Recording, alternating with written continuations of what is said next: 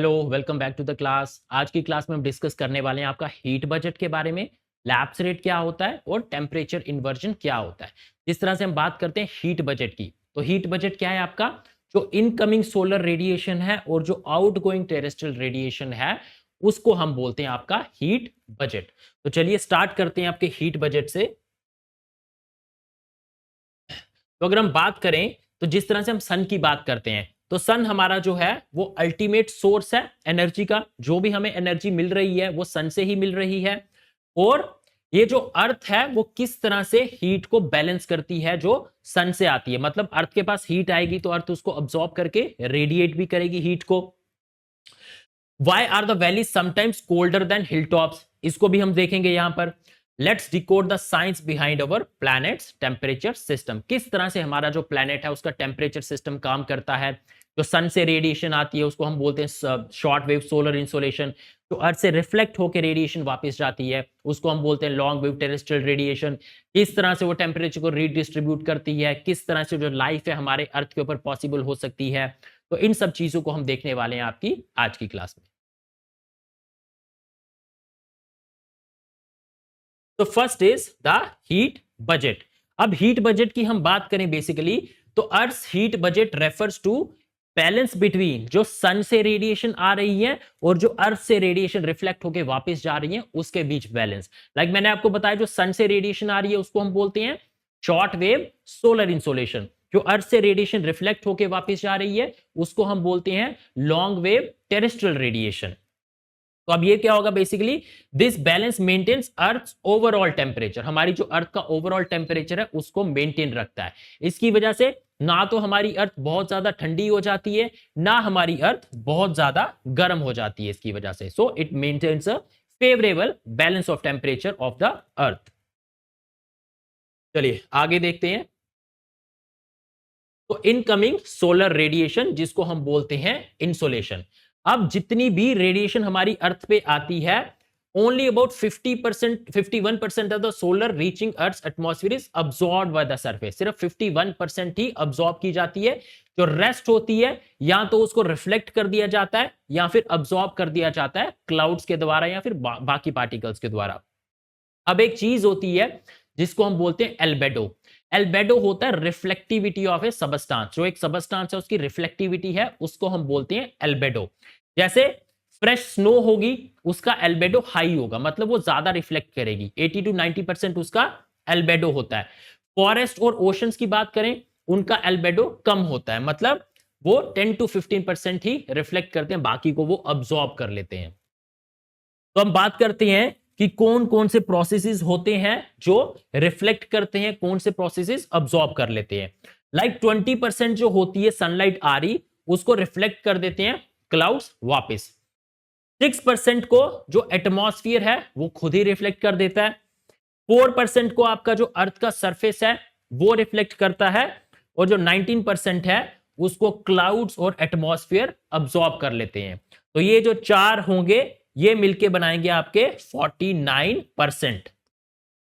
और बाकी का जो 51% होता है वो आपकी अर्थ की सरफेस उसको अब्सॉर्ब कर लेती है। तो इस तरह से जो सनलाइट होती है वो हमारी अर्थ अब्सॉर्ब जो उसको रिफ्लेक्ट करती है। तो चलिए आगे देखते हैं। तो आउटगोइंग टेरेस्ट्रियल रेडिएशन पहले हमने देखा जो इनकमिंग सोलर रेडिएशन है। अब हम देखते हैं आउटगोइंग टेरेस्ट्रियल रेडिएशन को। तो अर्थ जो होती है वो अब्सॉर्ब करती है सोलर एनर्जी को, और वही सोलर एनर्जी क्या करती है, अर्थ की सरफेस को हीट करती है। अर्थ फिर क्या करती है, जो उसने हीट अब्सॉर्ब किया हीट को उसको री रेडिएट करती है, और री रेडिएट करती है तो वो बन जाती है लॉन्ग वेव टेरेस्ट्रियल रेडिएशन, और वापस फिर वो एटमॉस्फेयर में जाके एटमॉस्फेयर को हीट अप करती है। अब ग्रीन हाउस गैसेस जो होती हैं वो प्रेजेंट होती हैं एटमॉस्फेयर में, वो क्या करेंगी, वो उस हीट को अब्सॉर्ब करके री एमिट करेंगी वापस अर्थ की तरफ डाउनवर्ड्स, जिसकी वजह से जो टेम्परेचर है वो इंक्रीज होता है। तो ग्रीन हाउस गैसेस की अगर हम बात करते हैं तो कौन सी है, carbon dioxide, water, methane and ozone. ये आपकी ग्रीन हाउस गैसेस होती हैं। ये क्या करती हैं, टैप करती हैं हीट को और लोअर एटमॉस्फेयर को वार्म करती हैं। इसी को हम बोलते हैं नेचुरल ग्रीन हाउस इफेक्ट। अब हम देखते हैं कि जो आपकी हीट बैलेंस है वो किस तरह से मेंटेन हो रहा है। सन से लाइट आ रही है इक्वल्स टू जो अर्थ से रिफ्लेक्ट होकर लाइट वापस जा रही है, इसी को हम बोलते हैं हीट बैलेंस। मतलब incoming solar radiation is equal to outgoing terrestrial radiation. जो इनकमिंग सोलर रेडिएशन है वो है शॉर्ट वेव, आउटगोइंग जो है terrestrial radiation that is long wave. इसकी वजह से जो थर्मल इक्विलिब्रियम की वजह से अर्थ का जो टेम्परेचर है वो मेंटेन रहता है, ना तो हमारी अर्थ फ्रीज हो जाती है ना ही हमारी अर्थ बहुत ज्यादा गर्म होती है। So that is the heat balance.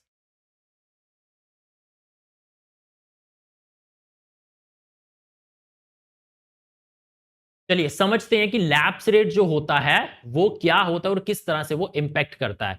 तो पहले भी हमने डिस्कस किया हुआ है, वैसे जो टेम्परेचर है आपका इंक्रीजिंग हाइट के साथ डिक्रीज करता है उसको हम बोलते हैं लैप्स रेट। और ये कितना होता है 6.5 डिग्री सेल्सियस पर 1 किलोमीटर। नॉर्मल लैप्स रेट की अगर हम बात करें इट इज 6.5 डिग्री सेल्सियस पर किलोमीटर मींस पर 1000 मीटर्स। अब जिस तरह से एग्जांपल हम लेते हैं, अगर सी लेवल के ऊपर आपका जो टेम्परेचर है वो 30 डिग्री सेल्सियस है, तो सी लेवल से हम 1 किलोमीटर अगर ऊपर चले जाएं तो टेम्परेचर आपका हो जाएगा 23.5 डिग्री सेल्सियस। इस तरह से आपका जो लैप्स रेट है वो काम करता है।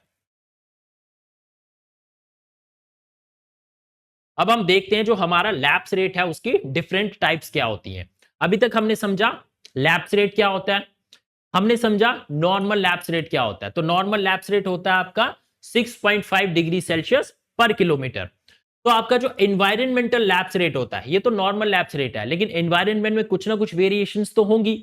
तो जो आपके एक्चुअल रेट ऑब्जर्व किया जाता है किसी पर्टिकुलर प्लेस और टाइम के ऊपर उसको हम बोलते हैं एनवायरमेंटल लैप्स रेट। नेक्स्ट है आपका एडियाबैटिक लैप्स रेट। अब ये जो एडियाबैटिक लैप्स रेट होता है ये होता है आपकी जो राइजिंग और फॉलिंग एयर पार्सल है उसमें अगर कोई भी हीट एक्सचेंज नहीं हो रहा है उसमें हम कहते हैं आपको एडियाबैटिक लैप्स रेट। अब टाइप्स की बात करते हैं, कौन कौन सी टाइप्स होती हैं। एक होता है आपका ड्राई एडियाबैटिक, एक होता है आपका वेट एडियाबैटिक जिसको मॉइस्ट एडियाबैटिक भी बोलते हैं। मतलब dry adiabatic lapse rate, moist adiabatic lapse rate. तो आपका जो ड्राई एडियाबैटिक लैप्स रेट होगा वो जब आपकी हवा अनसैचुरेटेड है, मतलब उसका मॉइस्चर अभी 100% नहीं हुआ है, अनसैचुरेटेड है, उसके अंदर और कैपेसिटी है मॉइस्चर लेने की, that is called as dry adiabatic rate, और वो होता है आपका 10 डिग्री सेल्सियस पर किलोमीटर।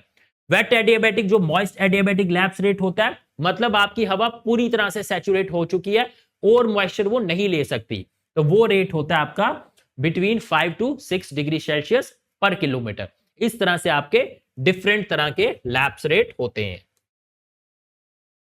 अब हम देखते हैं कि जो आपका टेम्परेचर है जैसे जैसे हम हाइट में इंक्रीज करते हैं, ऊपर जाते हैं हाइट में, टेम्परेचर क्यों डिक्रीज करता है। ठीक है, तो पहला तो कारण है एयर एक्सपैंड्स।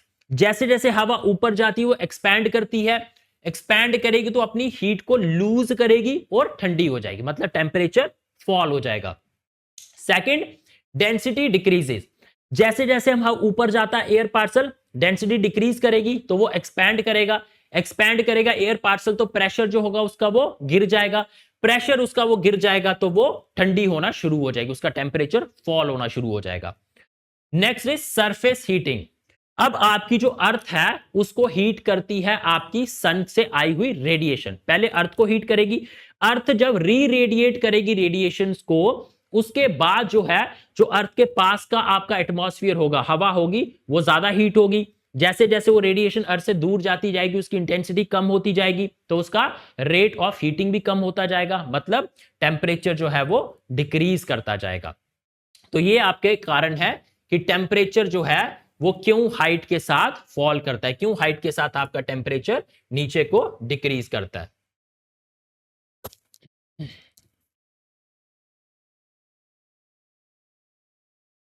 चलिए अब हम समझते हैं आपके कॉन्सेप्ट को टेम्परेचर इन्वर्जन का।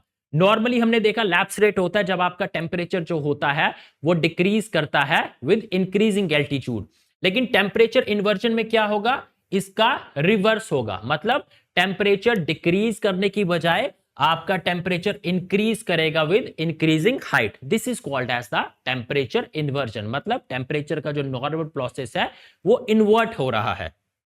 इसी फिनोमिना को हम बोल देते हैं टेम्परेचर इन्वर्जन। चलिए इसको थोड़ा डिटेल में देखते हैं हम, ये किस तरह से आपका जो टेम्परेचर इन्वर्जन है वो काम करता है, कौन कौन से डिफरेंट फैक्टर्स होते हैं जो टेम्परेचर इन्वर्जन को कॉज करते हैं। इन सब चीजों को हम डिटेल में डिस्कस कर लेते हैं। तो कॉजेज देखिए अगर हम टेम्परेचर इन्वर्जन के, first is the radiation cooling. Radiation cooling में क्या होगा, जब आपकी क्लीन और काम नाइट्स होंगी तो जो अर्थ की सरफेस होती है वो हीट को रैपिडली लूज करना शुरू कर देती है। अब हीट को लूज करेगी तो क्या होगा, जो आपका ग्राउंड होगा हवा के पास वाला, एयर जो होगी आपकी नियर ग्राउंड, वो क्या होगी, वो ठंडी होना शुरू हो जाएगी। अगर वो ठंडी होना शुरू हो जाएगी तो उसमें क्या होगा, जो कूलर एयर होगी, हवा जो है वो ग्राउंड के पास ठंडी होना शुरू हो जाएगी, जो कूलर एयर है वो हॉट एयर के नीचे लाई करेगी। मतलब नॉर्मल सर्कमस्टांसिस में क्या होना चाहिए, कूल एयर ऊपर होनी चाहिए, हॉट एयर नीचे, लेकिन यहां पर कूल एयर नीचे और हॉट एयर आपकी ऊपर है, तो क्या हो गया, टेम्परेचर इन्वर्जन हो गया। टेम्परेचर डिक्रीज करने की बजाय इंक्रीज कर रहा है। कॉमन कहां पे ज्यादातर हमें देखने को मिलता है, जो आपकी वैलीज होंगी और विंटर नाइट्स में ये फिनोमिना हमें ज्यादा देखने को मिलता है। Second factor is subsistence inversion. अब सबसिस्टेंस इन्वर्जन में क्या होगा, जो हाई प्रेशर रीजन्स होंगे वहां पे हवा डिसेंड करेगी, मतलब नीचे को जाएगी, नीचे को जाएगी हवा तो कंप्रेस होगी। अब हवा कंप्रेस होगी तो वो वार्म होना शुरू हो जाएगी। अब कंप्रेस होके वार्म होना शुरू हो रही है तो उससे क्या है, कोल्ड एयर फिर नीचे है, उसके ऊपर हॉट एयर है, टेम्परेचर इन्वर्जन हो गया। Third factor is advection inversion. Advection inversion में क्या होता है, जो वार्म एयर होती है वो ठंडी सरफेस के ऊपर मूव करना शुरू कर जाती है। ऊपर मूव करना शुरू करेगी तो फिर वही बात होगी, नीचे ठंडी लेयर ऊपर गर्म लेयर, तो उसकी वजह से फिर आपका जो टेम्परेचर है वो इन्वर्ट हो जाएगा। फोर्थ फैक्टर आता है आपका फ्रंटल इन्वर्जन का। अब बेसिकली हम बाद में भी डिस्कस करेंगे, साइक्लोन्स होते हैं आपके दो तरह के, tropical cyclones and temperate cyclones. उसमें हम टेम्परेट साइक्लोन में देखेंगे कि किस तरह से फ्रंट बनता है। अभी जरा बेसिक्स आप समझ लो। फ्रंटल इन्वर्जन में क्या होगा, वार्म एयर जो होगी वो ओवरराइड करेगी कोल्ड एयर को, मतलब वार्म एयर ऊपर है, कोल्ड एयर नीचे है, उसकी वजह से फिर से क्या होगा, टेम्परेचर इन्वर्जन, मतलब टेम्परेचर इंक्रीज कर रहा है नीचे से ऊपर जाने में। तो ये कुछ चार फैक्टर्स हैं जो आपका टेम्परेचर इन्वर्जन को कॉज करते हैं। अब हम देखते हैं कि लोकेशन के बेसिस के ऊपर जो टेम्परेचर इन्वर्जन है वो किस तरह से हो रही है। जैसे सरफेस इन्वर्जन की अगर हम बात करें तो ये जो सरफेस इन्वर्जन होती है, जो माउंटेन्स की वैलीज होती हैं वहां पर रात को आपको ज्यादा देखने को मिलेगी सरफेस इन्वर्जन।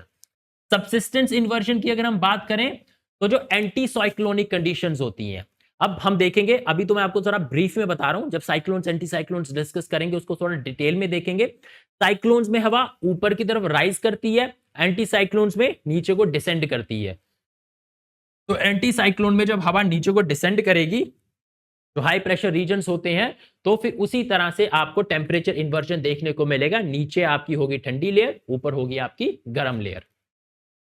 और फ्रंटल इन्वर्जन जैसे हमने पिछली स्लाइड में देखा, जो साइक्लोन बनते हैं टेम्परेट साइक्लोन्स, उसमें भी जो वार्म एयर होती है वो ठंडी हवा के ऊपर होती है। तो again a case of temperature inversion. इस तरह से ये आपका लोकेशन के बेसिस के ऊपर टेम्परेचर इन्वर्जन काम करता है।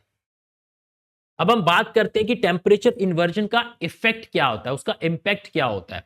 जैसे एयर पोल्यूशन को ट्रैप कर लेता है, एक वार्म लेयर ऊपर है, कोल्ड लेयर नीचे है, तो जो वार्म लेयर है उसमें पोल्यूटेंट्स आपके ट्रैप हो जाएंगे। कौन से पोल्यूटेंट्स, डस्ट, फॉग, स्मोक, वो सारे ट्रैप होके स्मॉग को बनाएंगे। स्मॉग क्या होता है, it is a combination of smoke and fog.